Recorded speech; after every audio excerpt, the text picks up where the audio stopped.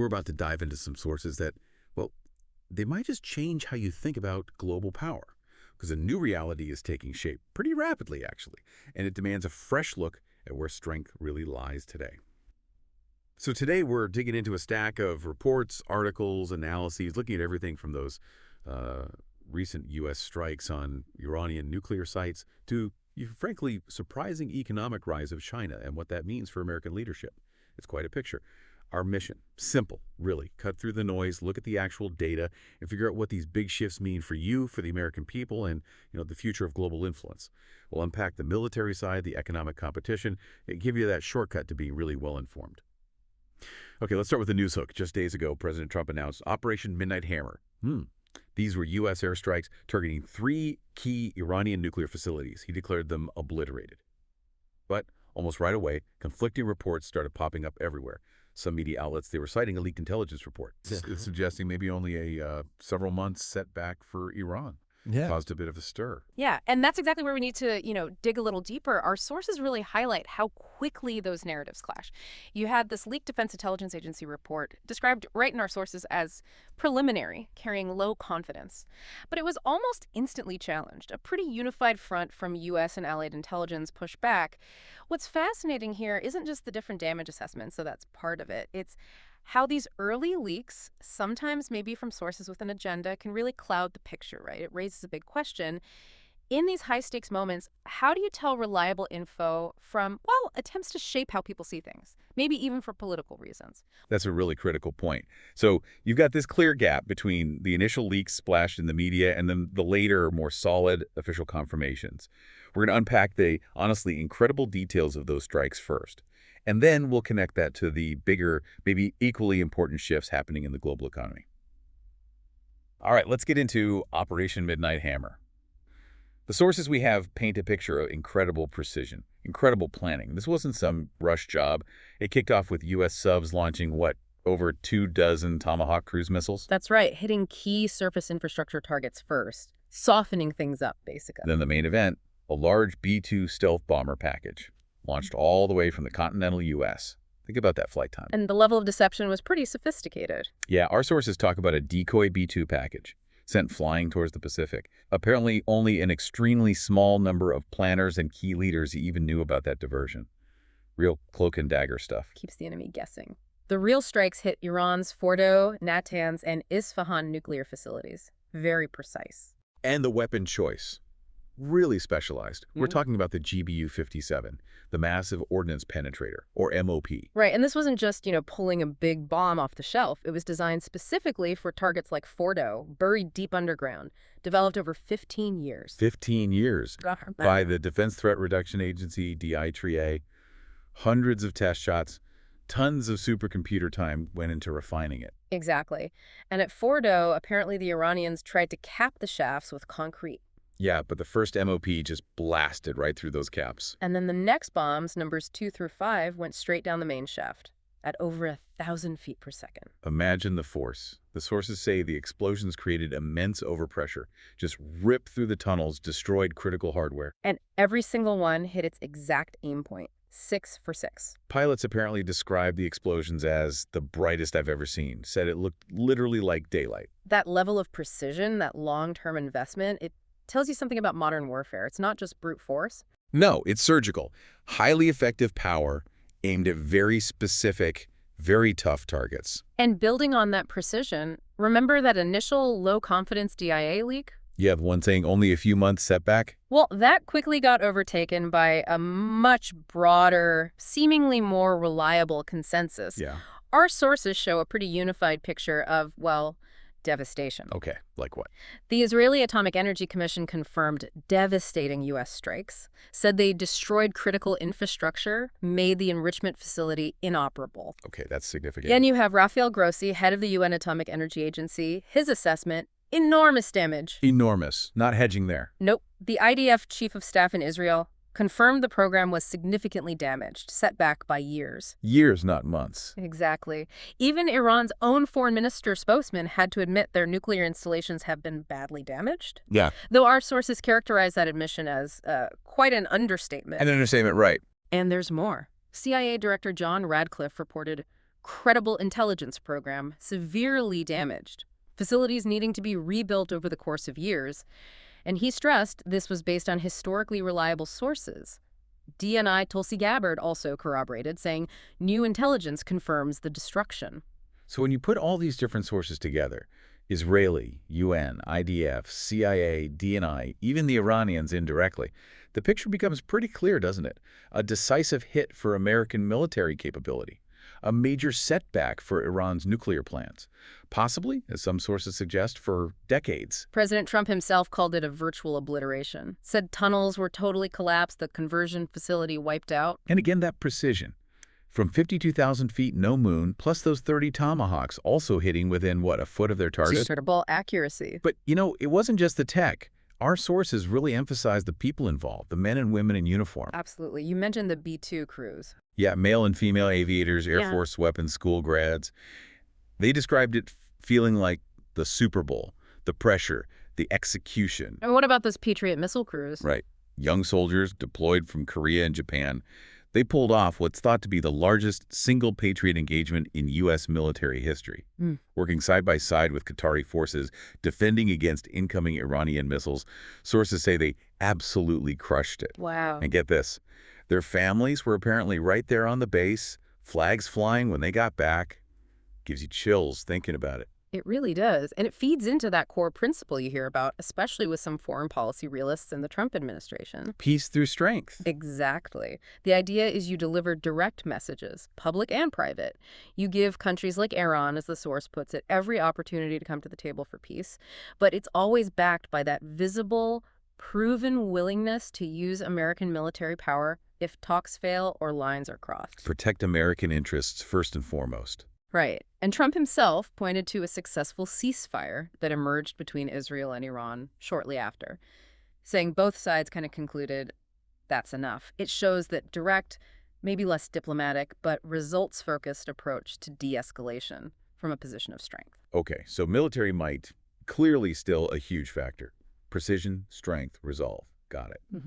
But here's where the picture gets, let's say, more complicated, more interesting, maybe.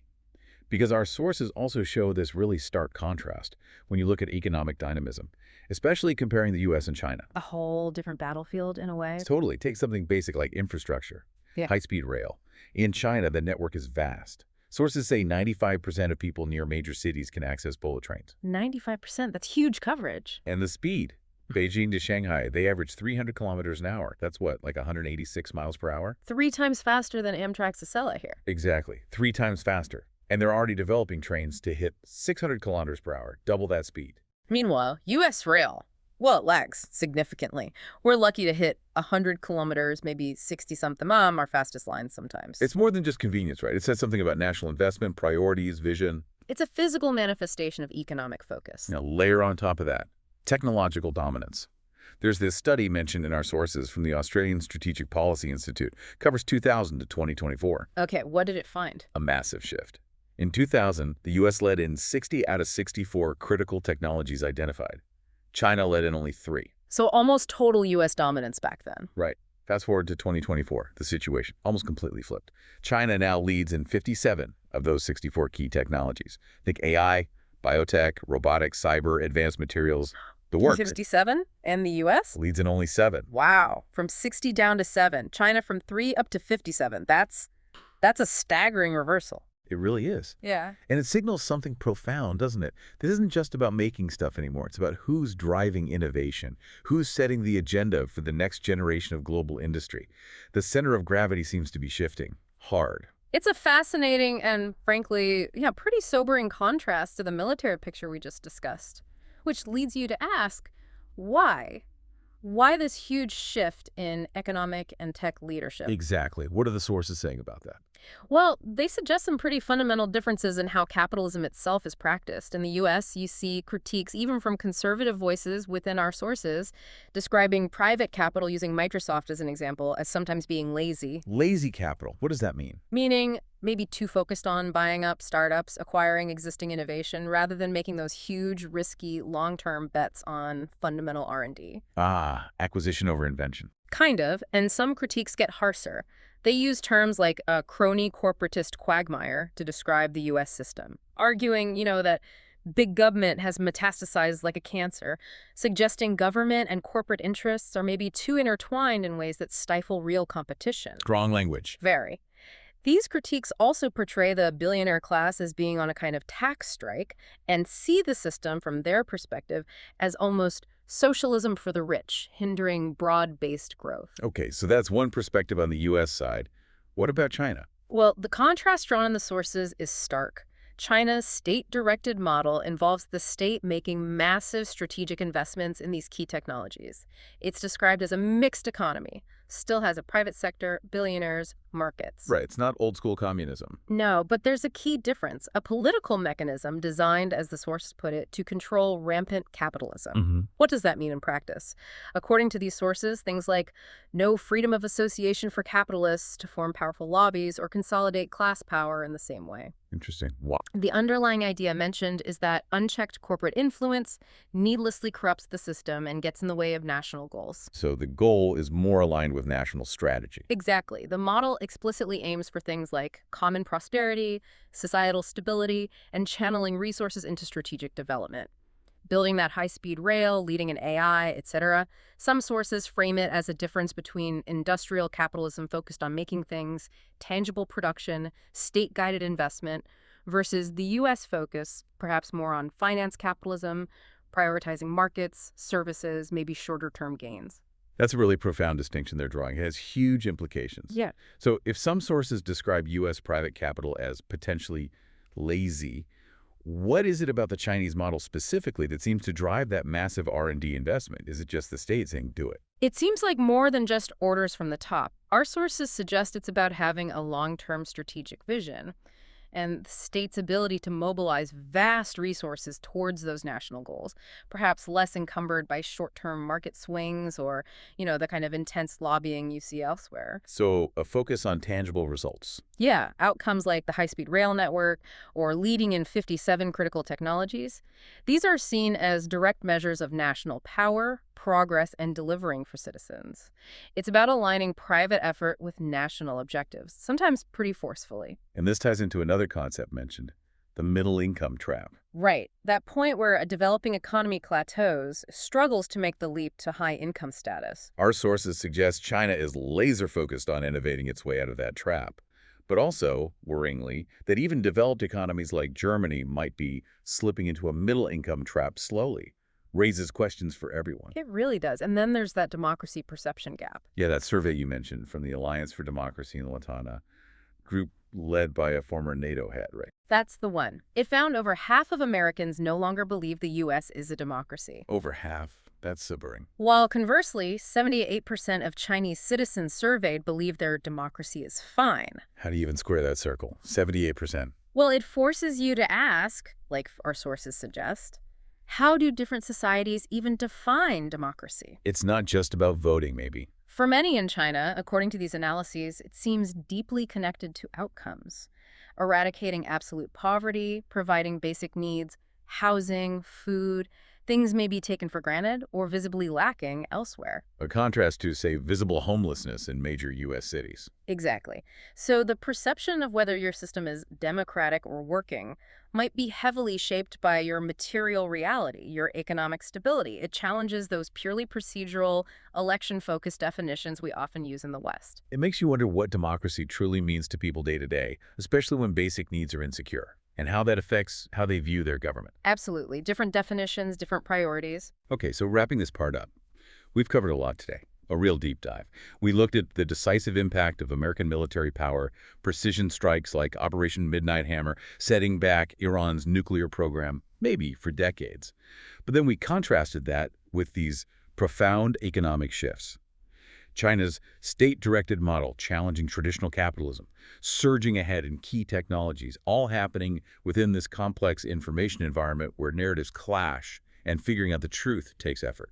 And that underlying theme of, let's call it realism, seems pretty strong in the sources we looked at. You see it in the Trump administration's foreign policy, described direct action, focus on national interests, maybe less idealism than past approaches, realpolitik almost. Peace through strength, tangible results. Right, and you see a similar realism, arguably, in the economic sphere globally. a pivot towards tangible outcomes. Is your nation building high-speed rail? Are you leading in AI? Are you lifting people out of poverty? Those seem to be becoming the real measures of national success and strength. Not just GDP figures, maybe. Perhaps not just GDP or stock market highs. It challenges us, really, to think about how we measure our own national health, our global standing, moving past rhetoric to look at real-world results, citizen well-being. So, a lot to think about there. Which leads us to the final thought for our listeners. Yeah, just something to chew on as you watch these global shifts unfold. With nations defining strength, progress, even democracy itself in such different, often competing ways, what truly makes a nation resilient? What makes it genuinely prosperous in the long run? Is it primarily about, say, unregulated financial markets and maximizing shareholder value? Or is it more about a strategic, maybe state-guided commitment to industrial capability, technological leadership, and ensuring tangible well-being and opportunity for all citizens? Where should the focus lie? It's a fundamental question for the future, isn't it?